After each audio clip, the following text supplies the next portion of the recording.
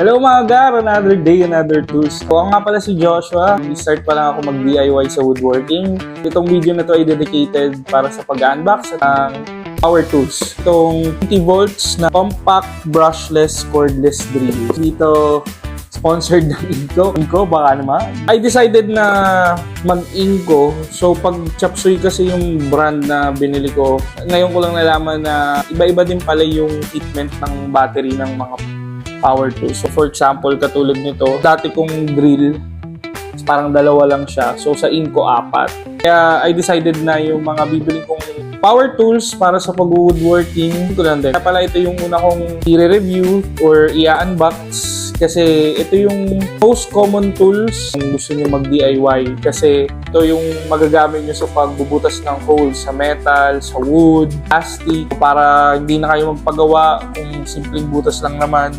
Ito, kung meron kayo nito, madali lang. Yung isang battery nila, pwede siya sa 580 plus tools. Compatible siya sa iba't ibang Inco tools. Di mo na kailangan magpalit-palit ng iba pang battery. And 55 meter yan. Yeah. Unit lang siya ng binili ko. May mga option ka na pag bumili ka is may kasama ng battery at charger. So tara, i-unbox natin. Ito siya. Sa hard plastic siya. Sobrang sturdy talaga. Isa sa feature na nagustuhan ko sa kanya, yung spindle lock. So for example, magkakabit ako ng drill bit. Ito. So may fillet and flat. Luwagan ko muna. Then sisikipan ko. Pag sumagad na siya, pwede mo pa siyang i-lock.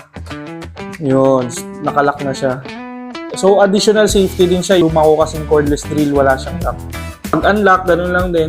Pabaliktad, ayun, pag nahinig nyo yung click na yun, naka-unlock na yan. Third tool siya, so ito lang siya, manual. Ay, meron palang kasama yung drill bit, siyang Philip flat. So, yun, at least kung wala ka pang drill bit, may kasama na siya. May 22 speed setting siya for torque, depende kung gaano ka-powerful yung torque na need mo. Then may speed setting siya, 1, 2. So ideally yung 1 for screws, low RPM siya, so mas mabagal yung ikot niya. Yung number 2 naman, high RPM siya, mas mabilis yung ikot niya. Testingin natin. Meron akong countersink na gamit ko siya para mag pre-drill. So magbubutas muna ako bago ko maglagay ng screw. Reverse, forward. Middle, lock. Palak lang siya for safety. Gustuhan ko din sa kanya, work light niya. So typical kasi yung work light ng iba, ito bilog lang, so isang LED lang siya. Try natin sa wood muna. Low RPM. Ganyan yung pre-drill. Ayan, yung sample ng black screw. Magkakabit ko lang yung drill bit na Philip. Magnetic pala siya. Dun sa pre-drill ko, so low RPM lang siya. Yan. Ang settings niya is 22 plus 1. Yung plus 1 kasi yun yung pinaka-high settings na number.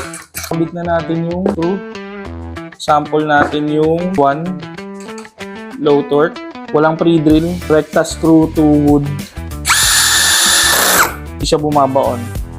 Lipat natin sa 6. Yun, bumaon na siya.